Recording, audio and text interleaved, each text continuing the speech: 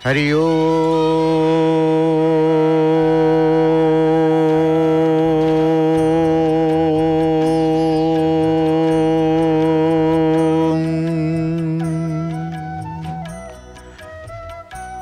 ओम नीलाद्रौ शंखमध्ये शतदल कमले रत्न सिंहासनस्थं सर्वालंकारयुक्तं नवघन रुचिरं संयुक्तं चाग्रजेन भद्रायापाम भागे रथचरणयुतं ब्रह्मा रुद्रेन्द्र वन्द्यं वेदानां सारमीशं सुजन परिवृतम् ओम ब्रह्मदारु भजेहम।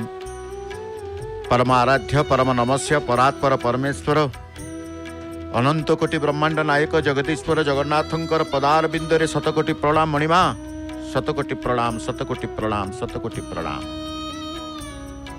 भक्तमान प्रभुंकर दर्शन करुचंती पतित पावन देव नारायण को अरुण स्तंभरे अरुण देवता को मध्य दर्शन करी हाथ जोड़ी देउछंती। गोटे पटे सिंहद्वार विस्तृत सिंहद्वार रे भक्त मान अपेक्षा करिसंती चाहि रहिसंती प्रभुंकर श्रीमंदिर को। केतेबेले चुनरा सेवक दृश्यमान हेबे से सेवार अनुभव सेवा को दर्शन करिबा मनरे तांकर अभिलाष रखी स्व स्थान रे ठिया होइछन। किए कहूची जगन्नाथ स्वामी नयन पथगामी भव तुमे, किए कहूचे हे प्रभु जगन्नाथ ए भवसागर उद्धार करिवे आपण। समस्त समस्तंकर आत्मा भितर परमात्मा को अनुभव करुचंती। सही प्रभु शून्य देवता ये होचंती किए प्रभु जगन्नाथ शून्यवादर प्रतीक। पूर्ण ब्रह्म श्री जगन्नाथ शून्यवादर प्रतीक बोली कहा जाए। शून्य शून्य महाशून्य प्रभु सर्वत्र सर्वव्याप्त सीए। श्रीमंदिर रत्न सिंहासन उपरे साकार रूप विद्यमान प्रकृति से प्रकार साकार रूपी ठाकुर नुहंती। से संपूर्ण निराकार चुनरा सेवक हनुमान को दर्शन करी गरुड़ों ठारू तांकर नीलचक्र पर्यंत यात्रा आरंभ करिवे। पृष्ठभाग पताका को रखिदेले। ये समस्त पताका भक्तमानंक प्रदत्त पताका को से तळु भक्तमानंक ठारू संग्रह करिथांते। भक्तमान मध्य प्रदान करिथांते महाप्रभु को उद्देश्य। ये समय आसिला में ए दर्शन करिथाउ। आरंभ कले तांकर शिकुला मार्गरे प्रभुंकर नीलचक्र आयुध चक्रराज सुदर्शनंकर उपरि भागरे श्रीमंदिर शीर्ष भागरे नीलचक्र श्री नीलचक्र स्वरूप अवस्थान करुचंती। से स्थान को तांकर यात्रा करिथांते। तेणु प्रभु पूर्ण ब्रह्म श्री जगन्नाथ शून्यवादर प्रतीक। से होचंती शून्यवादर ठाकुर। तेणु आमे कहिते स्वयं जगन्नाथ पूर्ण ब्रह्म श्री जगन्नाथ जी होचंती साकार भितर निराकार, सुप्त भितर जाग्रत, जड़ भितर चेतन, व्यक्त भितर अव्यक्त नहीं। अर्थात आमे कहूचे से व्यक्तरे अछंती, अव्यक्तरे अछंती, जड़े अछंती, चेतन अछंती, सुप्तरे अछंती, जाग्रतरे अछंती। तेणु सुप्त भितर जाग्रत, जड़ भितर चेतन, व्यक्त भितर अव्यक्त, क्षुद्र भितर बृहत, सर्वोपरि परम ब्रह्म, सत्य जगत मिथ्या। अर्थात असत्य भितर ही सत्य के प्रभु जगन्नाथ। संसार मिथ्या, जगत मिथ्या। अर्थात असत्य भितर से ही एकमात्र सत्य अर्थात ब्रह्म सत्य, जगत मिथ्या। से सत्य ठाकुरंकर सेवा करुचंती तांकर प्रिय सेवक। तेणु पूर्ण ब्रह्म पुरुषोत्तम धाम, श्रेष्ठ धाम, जगन्नाथ धाम। कारण ए धामर ए क्षेत्रर अधिष्ठाता हेउछंती किए ना स्वयं जगन्नाथ पूर्ण ब्रह्म। से संपूर्ण निराकार। से तांकर निराकारत्व को प्रमाणित करबा पई हस्तपद रहित एक शून्य अवयव धारण करी विराजित रही। आउ जड़े शिकुला मार्ग धीरे धीरे धीरे धीरे तांकर लक्ष्य स्थल को जीवाकू हब, सेवा करने को हब। सेवा तांकर प्रथम, सेवा को दियंती प्राधान्यता। सेवा होची सर्वस्व। जेमती सेव्य होचंती सेवकंकर सर्वस्व, सेमती सेवा होची सर्वस्व। सेवा छड़ा से आउ किछि करंती नाही। प्रथमे प्राधान्यता देवे सेवा को। महाप्रभुंकर मणिमांकर सेवा करिबी। श्री साकार प्रभु जगन्नाथ प्रकृति से प्रकार साकार रूपी ठाकुर रहते, से संपूर्ण निराकार। तेणु से तांकर निराकारत्व को प्रमाणित करने हस्तपद रहित एक शून्य अवयव धारण करी विराजित अछंती। से जो अवयव धारण करी रत्न सिंहासन रे मंडन करिसेंती, से अवयव रे आखि नहीं, बड़ बड़ चका आखि अपलोक नेत्र रे से चाहिचंती नहीं। तेणु शून्य शून्य महाशून्य शून्य मध्य निरामय प्रभु विराजमान करिसेंती। आमे जेतेबेले नीलचक्र को देखुचे मध्य शून्य आकाश अनंत आकाश को देखीदेले शून्यता शून्यता लागे। ऊपर को चाहिए आकाश को चाहिए शून्यता अनुभव होता है। तेणु शून्य शून्य महाशून्य शून्य मध्य निरामय, निरामय मध्य ज्योति सह ज्योति भगवान, सज्योति भगवान आय। पूर्ण ब्रह्म जगन्नाथ महाशून्य भितर केवल टिके मात्र ज्योति आलोक बिंदु संपूर्ण आमे देखुचे। ए दृश्यटी देखिले मन भितर होची प्रभुंकर एक विचित्र दृश्य। श्रीक्षेत्र पूर्वद्वार बा पूर्वपटर अस्तगामी सूर्य आकाश रे लाल रंग रे बुड़ी बुड़ी जाउचंती, अस्त हेउचंती।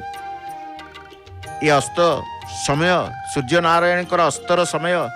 तेणु अस्तगामी सूर्य को आमे दर्शन करि थाउ ध्वजाबंधा समय रे।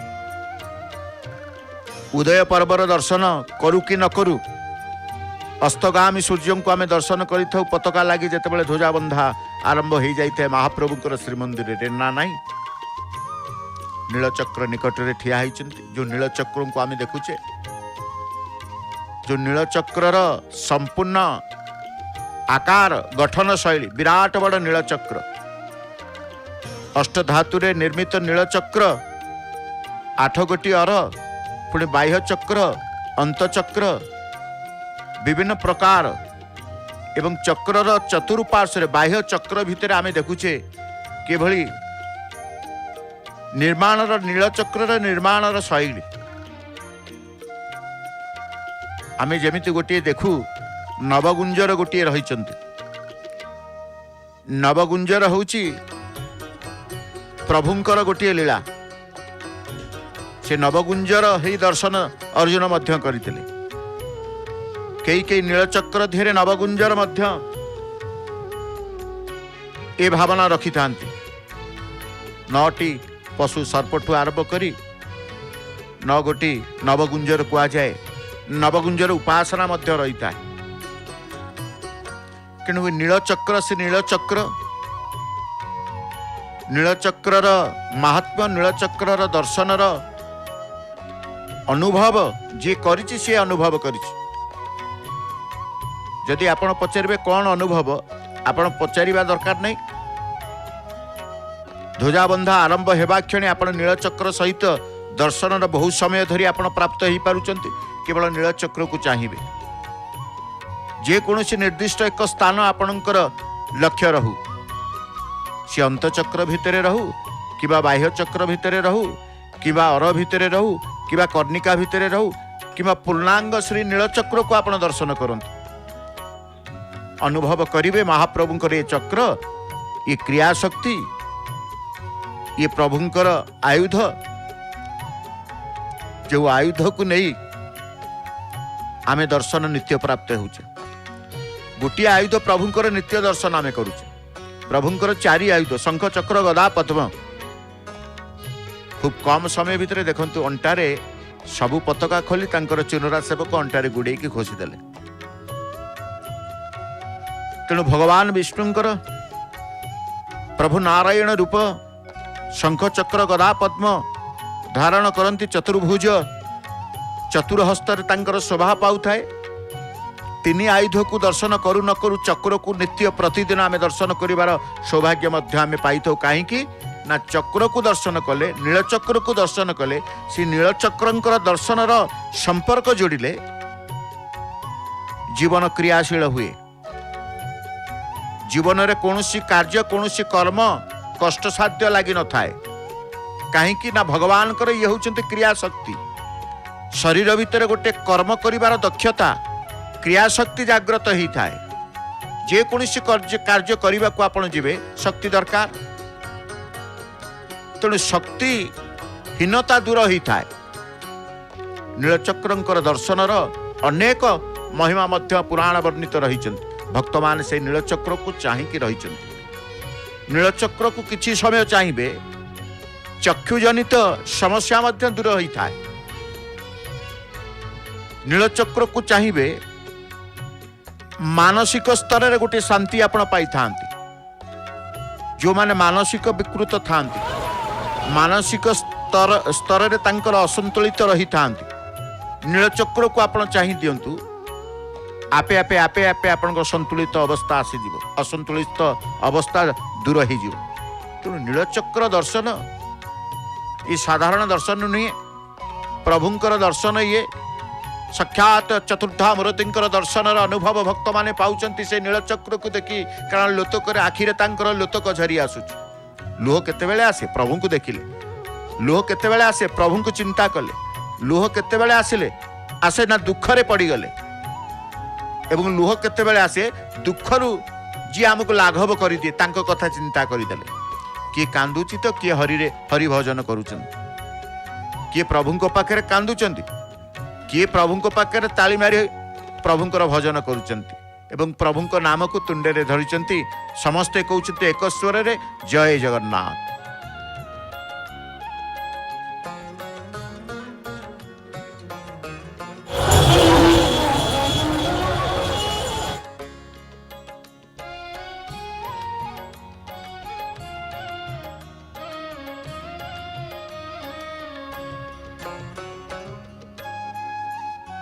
भक्तों को देखीदेले मन पड़ जाए भक्त हुलहुली दियंती हरिबोल दियंती जय जयकार करती कि बड़ आनंद लगे।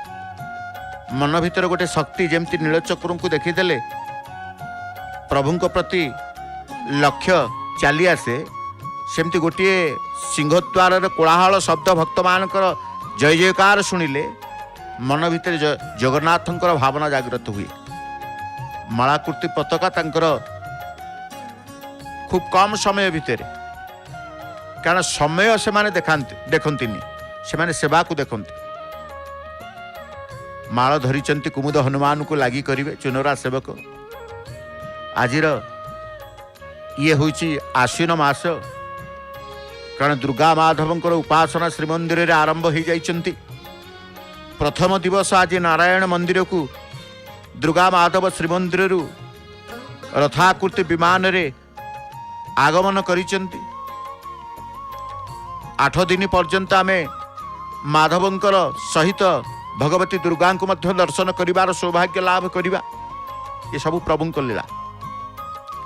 प्रभु केतेबेले माधव रूप रे आसिबे केतेबेले गोविंद रूप रे आसिबे तो केतेबेले नारायण स्वरूप रे आसिबे सी ही जानती। केतेबेले मु जीवी भक्तों पाक कौ रूप कौ स्वरूप नहीं कारण सर्वरूप तांकर सी ही सर्वरूप महाप्रभु जगन्नाथ। आमे कहले सी किए ना महाप्रभु निराकार प्रकृति रे से साकार रूपी ठाकुर नथि से संपूर्ण निराकार।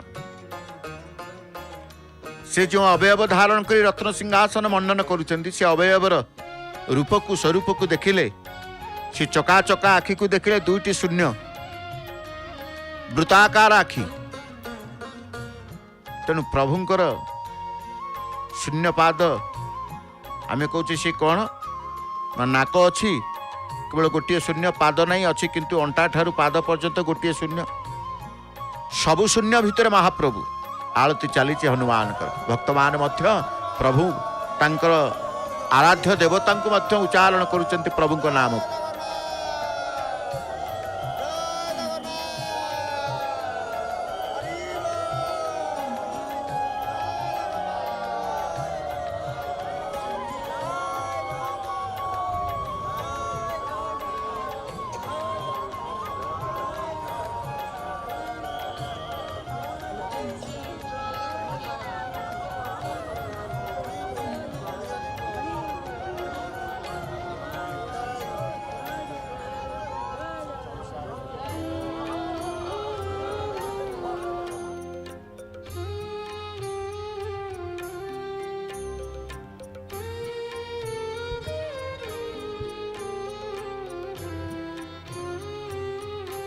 प्रभुंकर भक्तंकर आनंदर परिवेश ता भितर भी दुख दुख भितर भी आनंद कारण जड़े माँ कानी पाती कानी पतई कि मागुले महाप्रभु को प्रभु मत कि आपण सहयोग करंतु माटे कानी धरी भिक्षा प्रभु को पाई से पछू नतले भिक्षा मागिबा पाई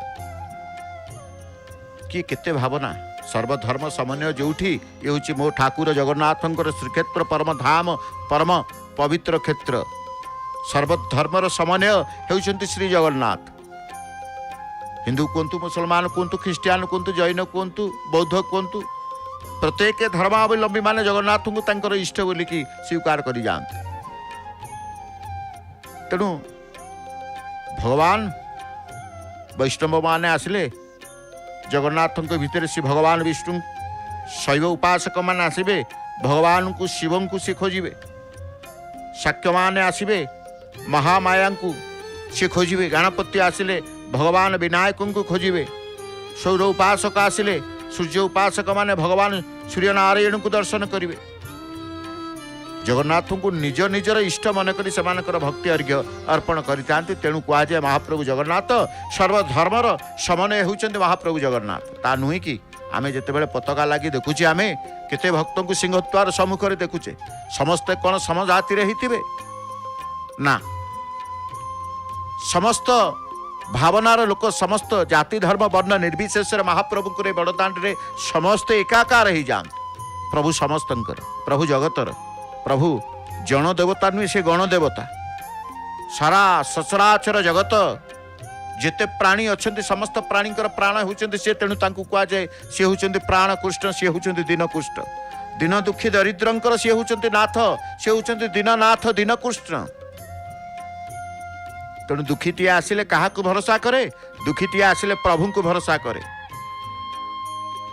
तार आखिर आउ को ठाकुर को देखा जीवनी तार आखिर आउ को स्थान को देखा जीवनी असहाय निराशय हो गले सी आसे प्रभुंकर ये बड़दाण्ड को आश्रा करी जाए राति राति दिन दिन बीती जाए तार यही बड़दाण्ड रे क्या स्मरण करी प्रभु को तांकर जगन्नाथ को स्मरण करी जगन्नाथ प्रति विश्वास को रखी सी सतसाहसर सहित ए क्षेत्र को चली आसी थाए मोर जगन्नाथ अच्छा जार कई ना तार जगन्नाथ अच्छा अनाथर नाथ आम कहे ना सी अनाथर नाथ सी हूँ जगतर नाथ तेणु अनाथर नाथ जगतर नाथ जगत बंधु कृपा सिंधु करुणा सिंधु समस्ते प्रगाढ़ विश्वास अच्छी द्वारू आमे केबे भी फेरिबानी केबे भी फेरिबानी केबे भी फेरिबानी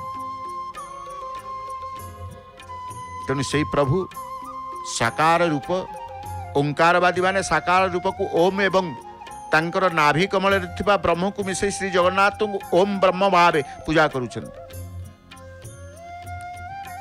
तेणु पूजा पद्धति उपासना पद्धति श्री जगन्नाथ को महाभैरव भाव ग्रहण करके नहीं किए तंत्रिक माने तंत्रपीठ भाव परिचित थिला यही पीठर इष्ट देवता थे महाप्रभु जगन्नाथ तांत्रिक कहतु ब्रजजानी मानी कहतु जगन्नाथ को तांकर इष्ट देवता मन करके पूजा अर्चना तंत्र साधना आदि करुले से जगन्नाथ को महाभैरव भाव ग्रहण करके से नेउथले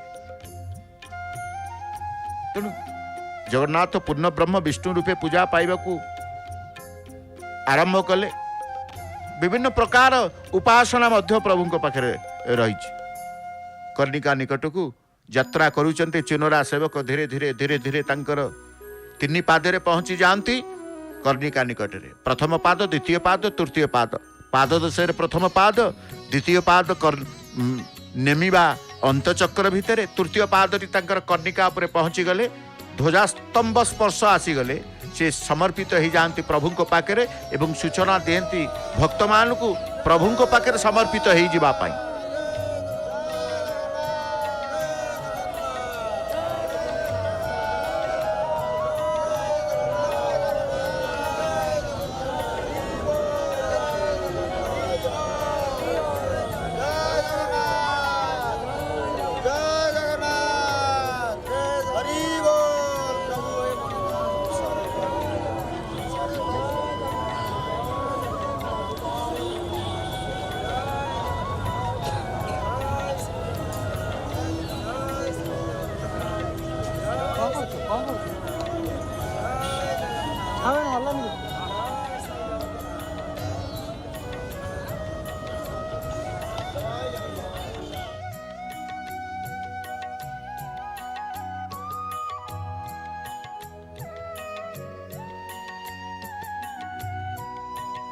किए मनर भाव को बुझीब, किए मनर कथा को बुझीब, किए अंतरर वेदना को बुझीब।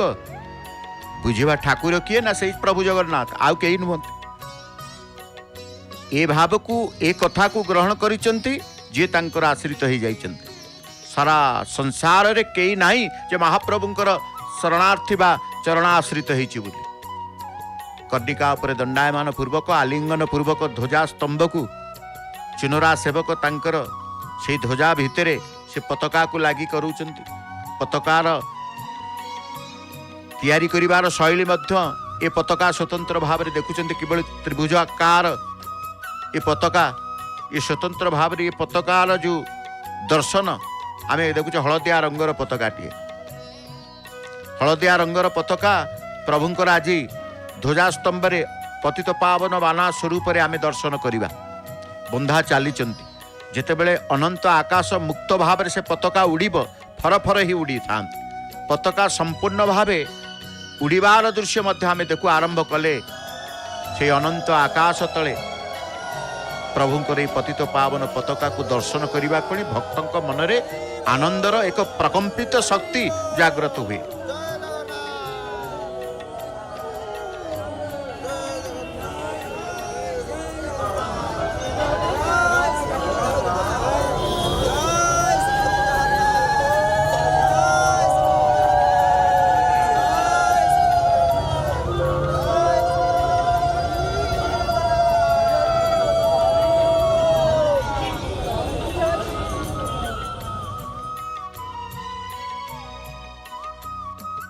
अनंत कोटि ब्रह्मांडर नायक 33 कोटि देवतांकर मौड़मणि सर्वधर्म दर्शन समन्वयर प्रभु श्री जगन्नाथ को भक्त मान अनुभव करुचंती। तांकर आराध्य तांकर उपास्य देवता भाव में ही से ग्रहण करि जांती।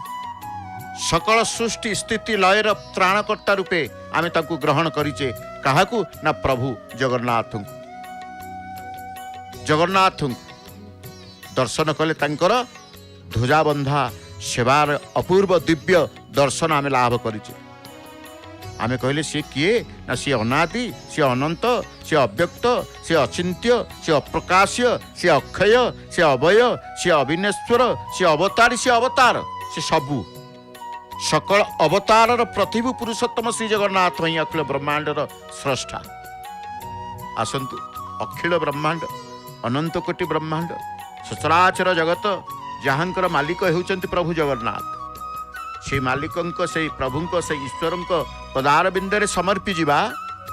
ध्वजाबंधा दर्शन पर परम शास्त्र भागवत को श्रवण करिवा। परम शास्त्र भागवत दशम स्कंद 67तम अध्याय। आजिर ये अध्याय आपण माने जानिबे उषार स्वप्न दर्शन और अनिरुद्ध सह मिलन। सुक कहिले हे राजा परीक्षित, दानवराज बलि पुत्र मध्य श्रेष्ठ बाणासुर तपोद्वारा ईश्वर को संतुष्ट करी सहस्र भुज प्राप्ति होते। सहस्र भुज बल से सबु राजा को परास्त करने पर युद्ध न पाई पहुंचला शूलधर पाखरे। दिव्य तांडव द्वारा महादेव को प्रसन्न करी वर प्रार्थना करी कहला, प्रभु मोर भुज बल मु समस्त को परास्त करी सारी, केवल बाकी अच्छे आपण। ए कथा शुणी त्रिलोचन राग जर्जरित होई कहले, हे बाणासुर, तो रथरु पताका खसी पड़िब, सेतेबेले तोर ये भुज गर्भ नाश हेब एवं तो समर्थ वीर तो राज्य रे पहुँचे। ए कथा शुणी आनंदित हैला बाणासुर। बाणासुरर थिला एक सुंदरी दुहिता, ता ना तार उषा। बाणासुर उषा को एक प्रहरी वेष्टित दुर्गम पुरी रे रखिथिला। उषा अंबिका को आराधना करी बर पाइथिला, जहाँ को से स्वप्न रे रमण करिवो से ही हेबो तार स्वामी। राति रे उषा स्वप्न देखिला प्रद्युम्न पुत्र अनिरुद्ध सहित तार मिलन घटी। सकाळ हेलारु से सखी मानु को डकी स्वप्न कथा कहिले एवं से सुंदर पुरुष कथा मने मने सुनी से पुरुष कथा मने मने गुणी हेले। राजकन्यार विकल देखी सखी चित्रलेखा विभिन्न पुरुष मानकर चित्र अंकन करी राजा कन्या को देखैले। उषा अनिरुद्धଙ୍କ चित्र देखि जानिले यारी सहित तांको जीवनर डोर बंधा होइछ। से बारंबार चित्रलेखा को अनुरोध कले अनिरुद्ध सहित साक्षात करने चित्रलेखा जोगमाया बल शज्या सहित उठे आणिले अनिरुद्ध को। उषा अनिरुद्ध को देखी खुशी हला एवं पाद पूजा कला। अनिरुद्ध एवं उषांकर नैश मिलनर कथा पहुँचला बाणासुर पाखरे। बाणासुर तक्षणात उषा पाखरे पहुँची अनिरुद्ध सह उषा को देखिले एवं चतुर्दिगरु द्वार रुद्ध करी अनिरुद्ध को आक्रमण कले। अनिरुद्धर युद्ध कौशल रे बाणासुर सैन्य माने परास्त हेले। मात्र बाणासुर शस्त्र रे जिणी न पारी अनिरुद्ध को नागफास बंधन रे आबद्ध कला। सुंदर अध्यायटी। आसंतु परमशास्त्र भागवत दशम स्कंद सप्तषष्टितम अध्याय श्रवण करिबा। ओडिशार सुनाम धन्या सुगायिका सुगंठी गायिका स्वर सेविका श्रीमती नमिता अग्रवाल मामकर भावर कंठरे जय जगन्नाथ जय जगन्नाथ जय जगन्नाथ।